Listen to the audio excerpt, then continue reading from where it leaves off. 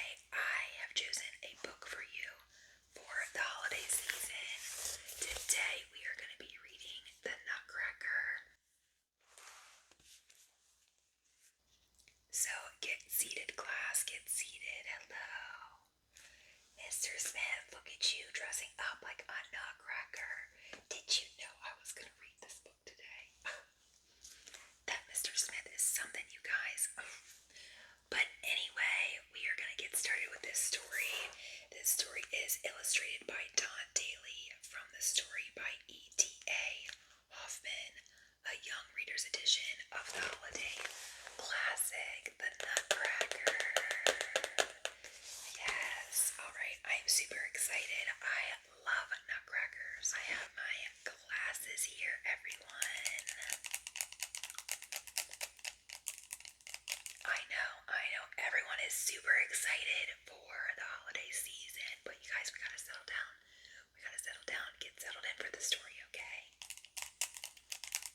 Okay.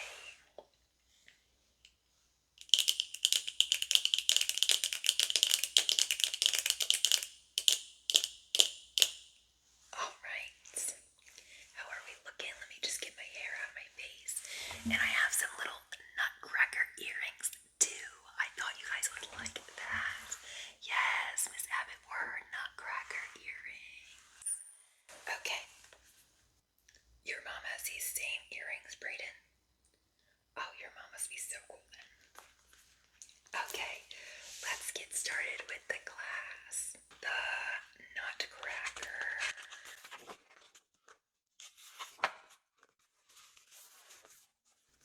It had been snowing all day, and the gray city of Frankfurt was transformed.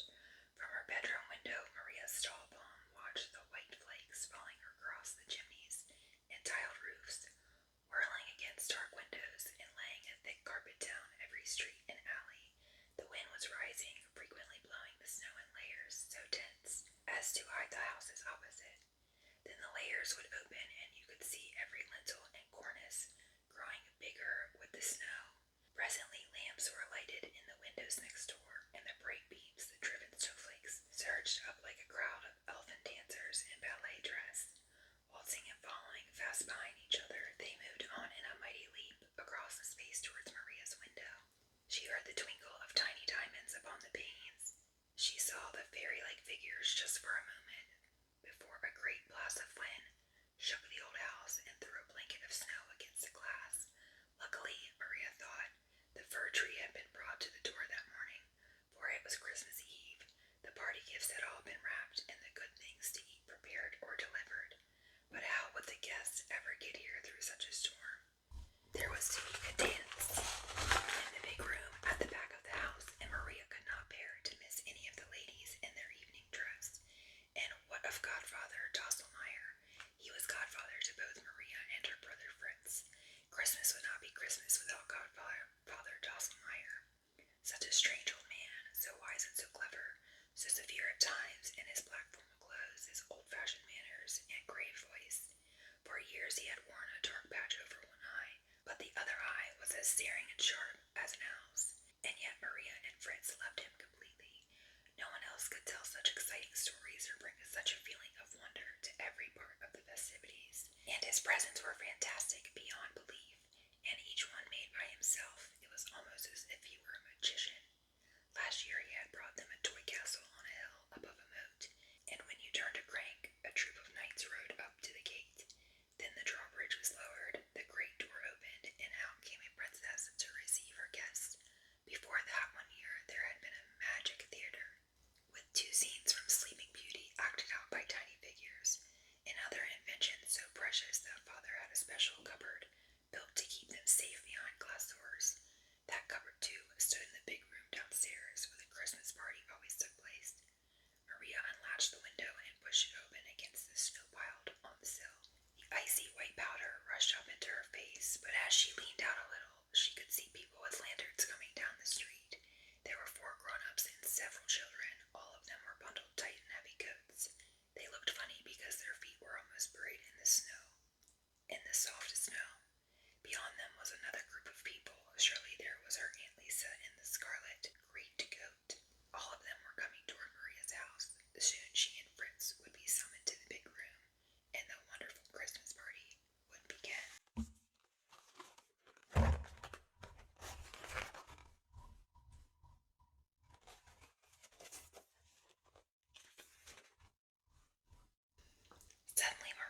herself lifted from behind by two strong arms.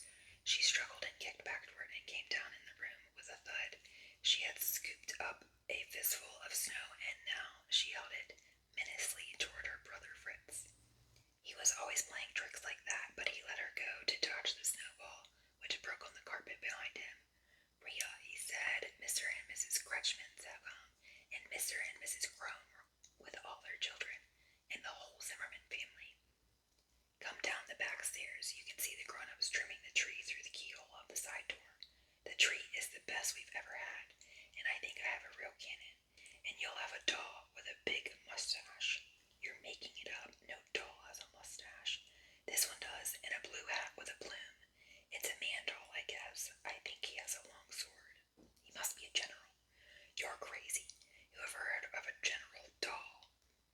I saw it, Fritz said, and at any rate there is a table loaded with food, chocolate cake, ginger cookies, and heaps of peppermint stripes, and all colored bonbons. Come on, has Godfather come? Godfather never comes at the beginning, don't you remember? But will he come through this storm? He's so old and wrinkled, and then he has only one good eye.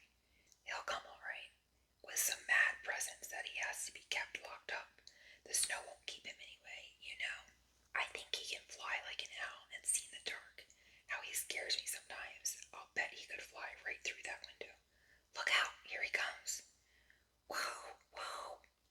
The blizzard shrieked against the wood pane. A chunk of solid snow dropped unexpectedly from the roof like a white owl upon the ledge outside. Fritz ran and locked the window tight, and then grabbed his sister's hand, and the children rushed laughing out of the room. A mouse scurried out of sight as Maria and Fritz hurried down the hall. Dr. Stahlbaum's house was old and huge, and there was a number of mice in the walls, but he was too kind-hearted to trap them. Fritz did not mind them at all, but ever since Maria had seen one running off with a little rug from her dollhouse, she did not like them. They were big, blackish mice too, and having such kind-hearted people to live with had made them very bold. Sometimes at night, most often when the moon was shining, Maria would be wakened by the faint but persistent crunch, crunch of a mouse gnawing a hole in the wall behind her burrow. There was a broad, steep stairway going down to the family rooms on the floors below. On the ground floor, running out like a wing into the garden, was the largest room in the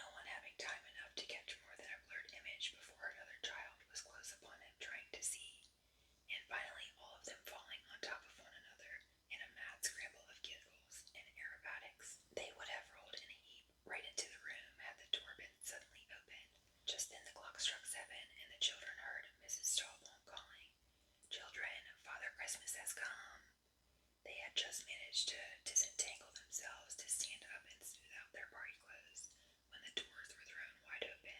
Maria's mother stood inside with her arms extended. "Merry Christmas, my darlings," she said. The tree had been lighted. Its glow and its fragrance filled the room. At the top of the tree, the stars shone. Every ornament twinkled. "Merry Christmas," the children said softly. Chapter 2.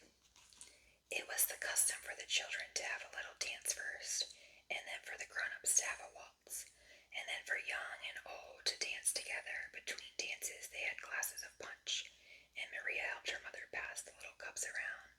She did not see Godfather Drosselmeyer. She kept looking, too, for the strange man doll that Fritz had described. But there was nothing like that among her many presents, and now she was too busy passing the cold meat and sandwiches and little cakes to think about her gift. But quite suddenly, as she offered a slice of cake to old Mrs. Gumble, who was sitting close to the tree, Maria saw the most remarkable thing. Fritz had been telling the truth. Standing stiffly on the little table, as if at attention, was a little soldier. He wore highly polished boots, red trousers with a blue stripe, a white vest crossed by 2 bands of crimson, a deep blue general's coat, and an impressive hat with a plume. He must be made out of some kind of metal, Maria thought, for he looked so sturdy and strong. He had a high-arched nose, a jutting chin, and round and brave-looking eyes. A rather extra-large mustache drooped from his upper lip.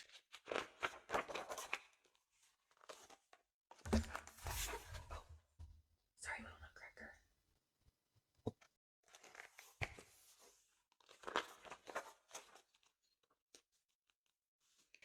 He held a long sword at his left side, and his eyes had such a trusting and noble expression, brave and gentle at the same time, that Maria lost her heart to him at once. Why, he is like a little prince, she thought. The soldier looked up at her steadily. His painted eyelashes gave him a very alert and appealing expression, like a big dog begging for a piece of your cake. How could anyone resist him? He made you feel protected and brave yourself. "Thank you, child," she heard Mrs. Gumble saying. "The almond torte is delicious." The clock struck again, and as it did, so the door to the big hall opened slowly, and there stood Godfather Drosselmeyer. He was dressed all in black, with a gold chain around his neck. His white cravat and his hair like spun silver made the black suit look very somber. He always wore a black patch over his left eye, but his other eye was so bright and piercing that it well served him for 2. His usually white face was flushed with a rosy glow from the snowy night. When he came forward, he was followed by 2 tiny little men servants, each carrying a Christmas package nearly as big as a large boy. No one had seen such big packages before. When the greetings were over, the 2 servants untied and opened the packages. Out of one box they took a huge cabbage, out of the other a very pink cake. Everyone crowded around in astonishment and curiosity. The servants then lifted the cabbage and the cake, and underneath each was a doll, nearly 3 feet tall and almost real-looking. They were dressed as a shepherd and a shepherdess. Then they seemed to come alive. The dolls rose and bowed to the audience and then to each other, and executed a most graceful and charming dance. They ended by bowing low and sitting again in position, ready for the green cabbage and pink cake to cover them. Everyone was delighted and charmed by the performance. When they had vanished under their covers, Godfather Drosselmeyer came over to Maria and Fritz. He kissed each of them and said, "My dear godchildren, these creations were made for you. They come to wish you a happy Christmas, to give you old Drosselmeyer's love." "Thank you, Godfather," they said together, "and Merry Christmas to you." Drosselmeyer took Maria's hand affectionately. "I sent you and Fritz another little gift," he said. "Have you seen it?" "No." "Well, look here." He went across toward the tree, past old Mrs. Grumble, who was still munching sweet cakes and picking up the brave iron soldier. "Oh, I love him, Godfather," Maria cried. "He is a nutcracker," said Godfather Drosselmeyer. "Look, his jaws are so strong that he can crack the hardest nut without hurting his teeth at all." Godfather Drosselmeyer held the soldier with one hand, and with his other raised the soldier's long sword backward. As he did so, the mouth opened wide, revealing 2 rows of very white teeth. Then Drosselmeyer placed a walnut in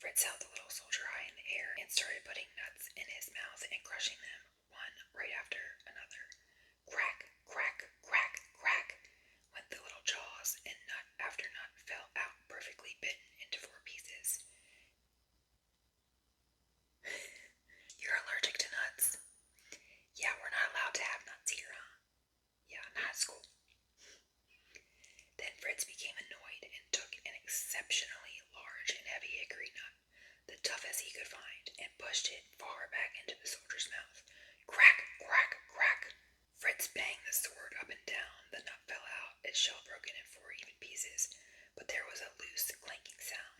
The little mouth fell open again, though no one had lifted the sword. Nutcracker was badly hurt. Fritz, you did it on purpose. You hurt him on purpose. How unhappy he looks now. Maria was dreadfully upset. Fritz laughed to cover his shame and turned away, but Maria took Nutcracker up in her arms and tried again and again to get his lower jaw into position.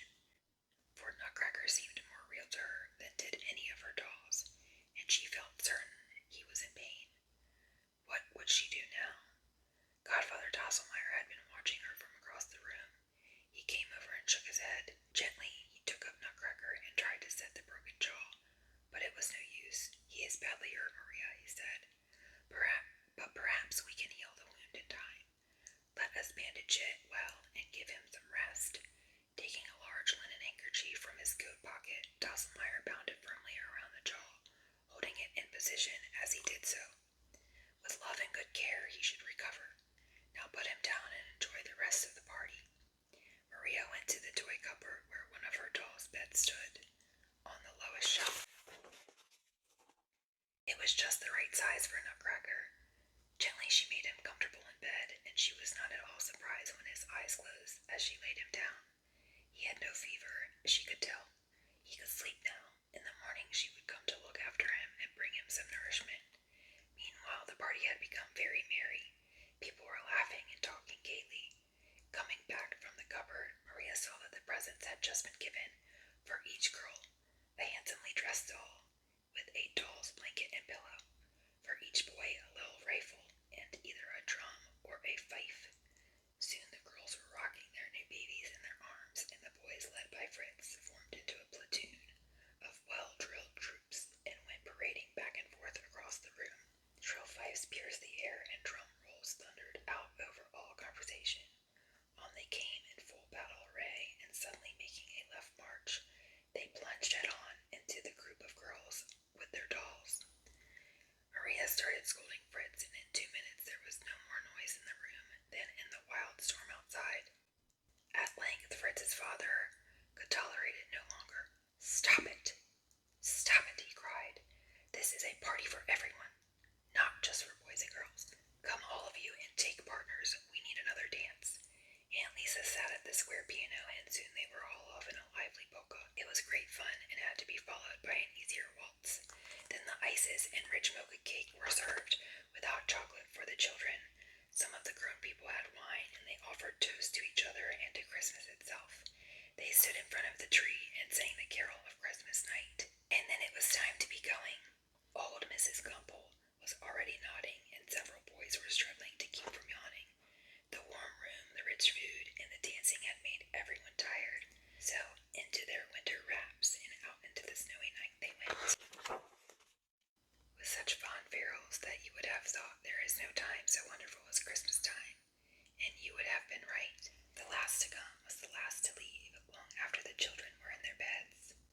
Mother and father stood in the front hall saying good night to the lingering guests. It was getting chilly from the constant opening of the outer door. Only when everyone else had gone did Godfather Drosselmeyer appear.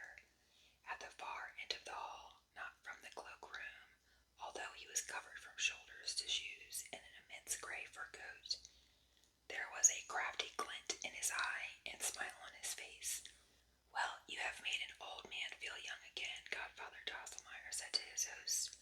What a splendid and joyous party. I have not spent a more enjoyable evening in many a year. Truly a spell was put upon this house tonight. He shook hands with Stahlbaum, put on his tall fur hat, and stood on the top step. The snowstorm swirled down around him, and he seemed to vanish in it like a wizard. Days later, a maid who had came back into the empty party room that night to tidy up a bit after all the guests had gone, said she had been badly frightened by finding an old man there in the corner, bending over a doll's bed. He had a slender, shining object in one hand, like a medicine dropper or a small screwdriver. When she called out to him, he just raised one finger to his lips and made the sign of silence. In the dim room, the maid was too startled to know if it was one of the guests. She thought it could not possibly be. Chapter 3. Cranch, cranch, cranch. There was that sound in the wall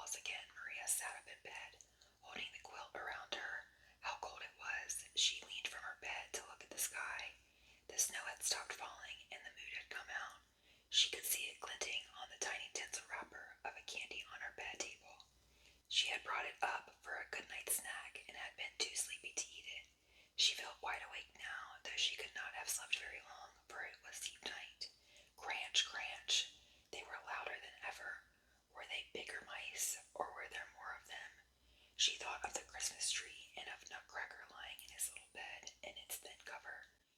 She wished she had brought him up here. Surely she should have given him more covers, for the party room would be bitterly cold by now. Maria slid out of bed and into her slippers and wrapper. When she lighted her bedside candle lamp, the sound in the wall stopped abruptly. She opened the door quietly and went down the long, dark hall towards the stairs.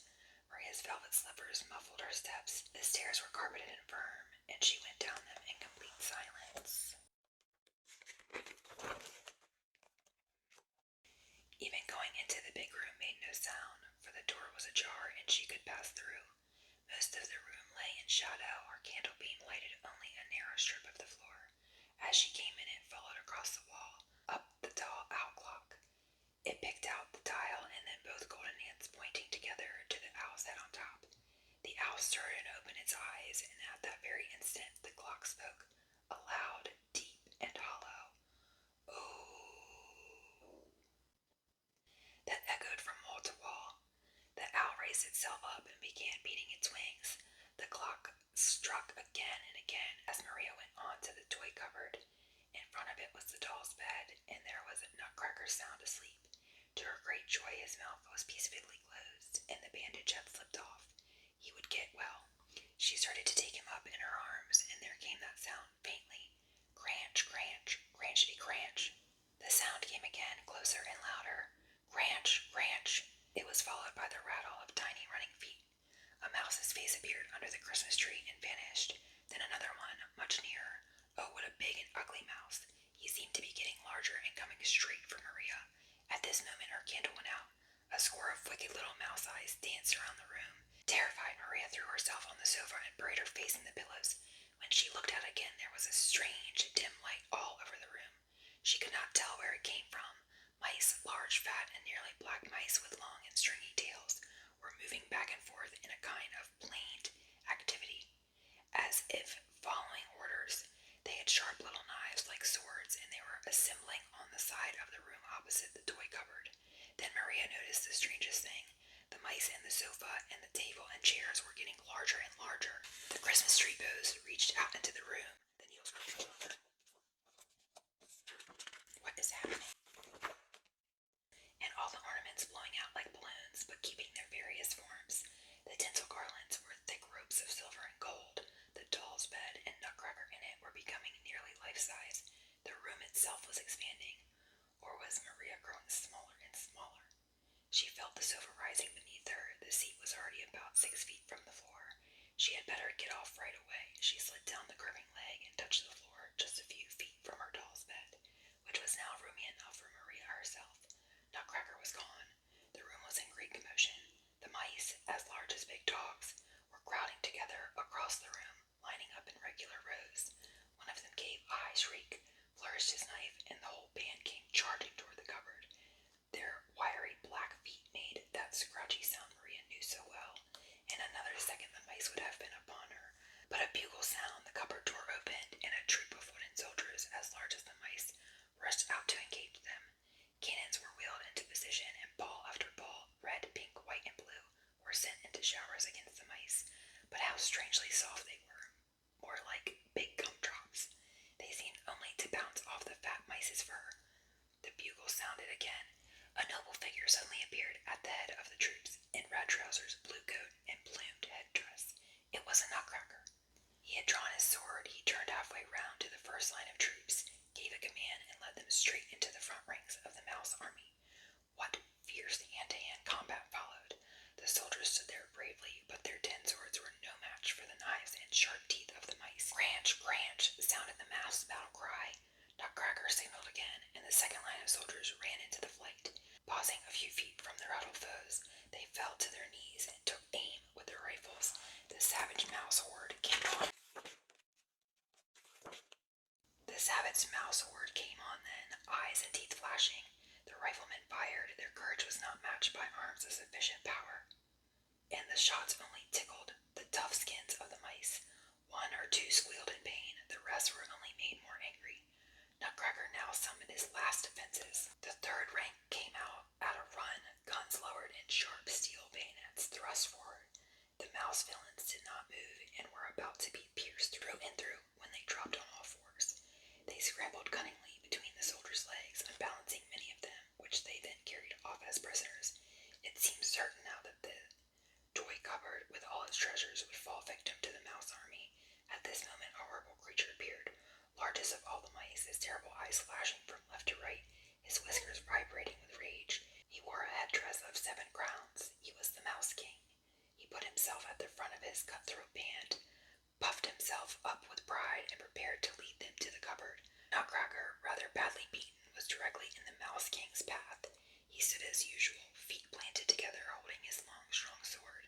The Mouse King had a club, black and dreadful to look at, and he had his very large, very sharp teeth.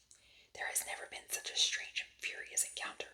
The Mouse King feigned a terrific blow with his club and then darted under his raised weapon to give his foe a savage bite. But Nutcracker was made of iron, and the Mouse King hurt his teeth so severely that he became enraged. Taking his black club in both hands, he began beating Nutcracker mercilessly, but the brave soldier warded off the club with his sword. Quickly, Nutcracker followed that with a sharp thrust at his enemy's fat belly. But for all his fatness, the Mouse King was the quickest of the mice, and so expert at twisting and dodging and leaping and ducking this way and that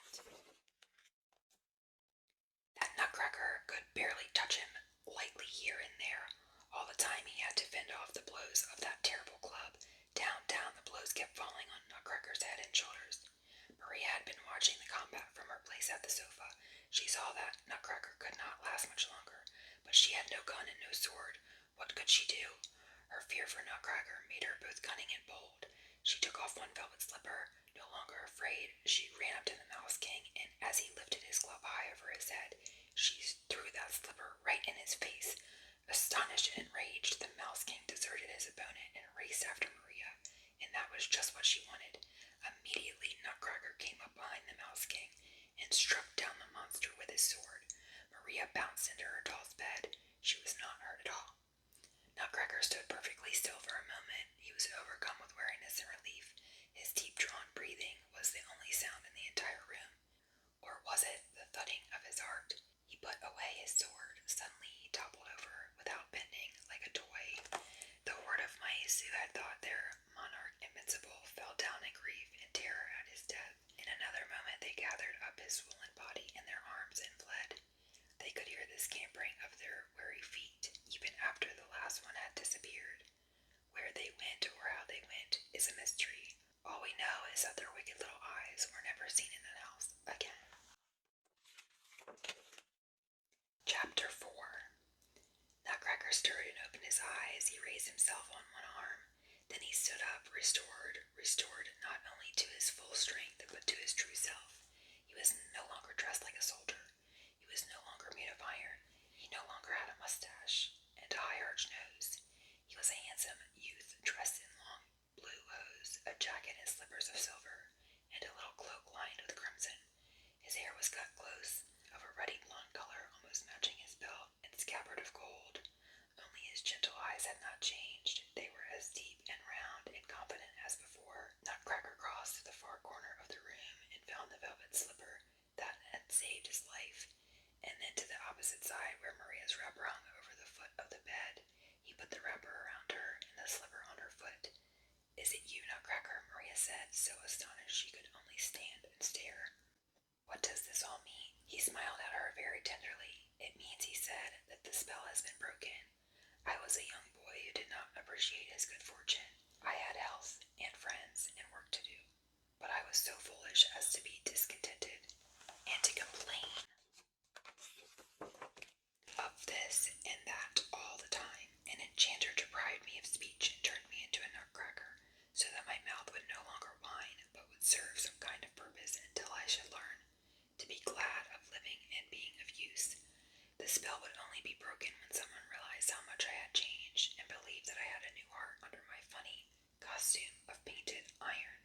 It was you, Maria, who broke the enchantment, or rather, completed it.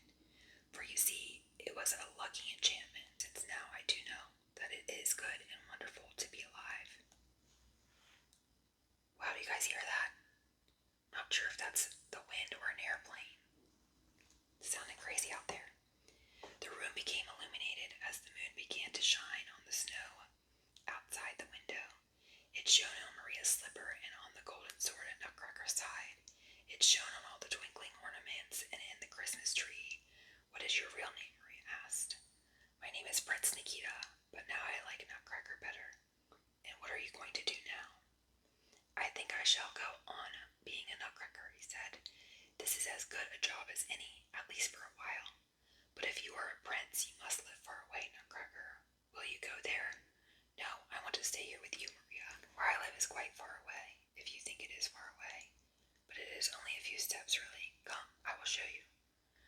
the tall French windows blew open, Nutcracker lifted his beautiful sword and walked out into the night.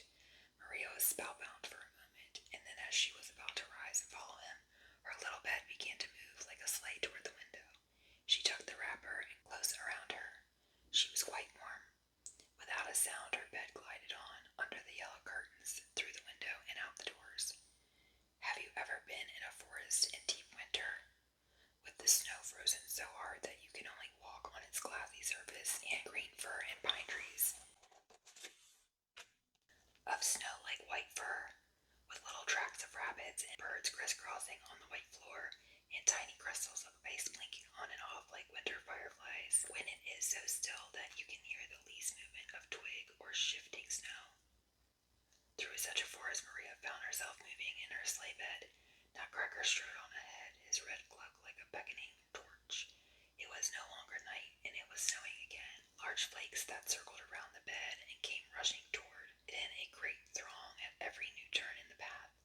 Then Maria saw what she had only glimpsed from the window hours ago, the snow fairies soaring through the air and dancing down the aisles of the forest.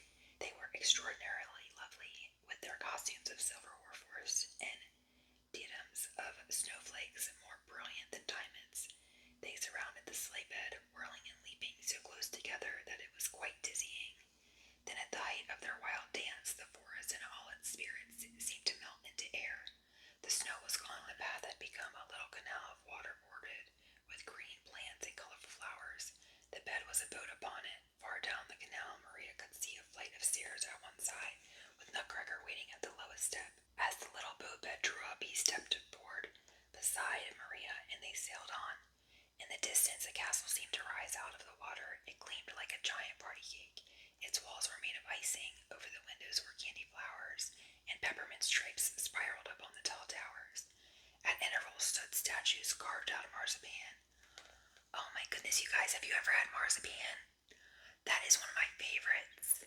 We might have to try that as a class. An archway of golden taffy spanned the canal, and under it the boat glided into the castle. It stopped at a flight of broad steps in a great hall made entirely of rock candy and soft pinks and yellows. A stately lady, dressed in gleaming white satin, stood at the top of the stairs to receive them, and beyond were many men and women dressed as if for a ball. Nutcracker said the lady was the sugar plum fairy, and that this was the fortress of sweets. He introduced Maria, and then he told everyone how Maria had saved his life and broken the magic spell. Everyone said she had been very brave. The sugar plum fairy escorted the two children to a table overlooking the rock candy hall. People brought in many delicious and unusual foods, for after their battle with the mice and their trip through the forest, Nutcracker and Maria were very hungry. Each kind of refreshment was so prettily decorated that you could not tell just what it was, but it was better than ice cream or cherry pie or any birthday cake. While they were eating this delectable feast, the court entertained them with music and a series of dances, each representing something good to eat or drink. 2 women in ruffled skirts and 2 men in flaring trousers did the dance of chocolate, which was really a Spanish dance because so much chocolate comes, or used to come, from Spain. A stern Arab did a slow and rather sleepy dance on a rug. The music and his languid movements made you see the hot and lonely desert at night. Servants gave him tiny cups of coffee now and then, for their Arabians are great coffee drinkers. 2 Chinese girls brought in a big box of bamboo, like a tea chest. Out of it vaulted 2 Asian acrobats. Around and around the candy hall they turned cartwheels and flip-flops. One of them vaulted right over the table where Nutcracker and Maria were sitting. This dance was called the Dance of Tea, because the Chinese loved that drink especially. Next came a number of muscular young men dressed in red and white stripes and carrying hoops. This was a dance of great agility and speed. The men seemed to fly through the air as they drove through their whirling hoops. It was the most brilliant dance of all. The music changed to an airy and soaring waltz. A troop of dancers, looking like flowers, floated softly down the balconies and windows between the clear sugar columns. They danced as if borne up by a breeze and made you think of a mountain meadow. Finally, like dandelion seeds, they were wafted up, one after the other, and out between the columns. But now came the most amusing one. How Fritz would have liked it. A very tall woman came jerkily in, wearing the most tremendous skirt, like a huge round candy box. Suddenly she lifted one part of her skirt, and out came the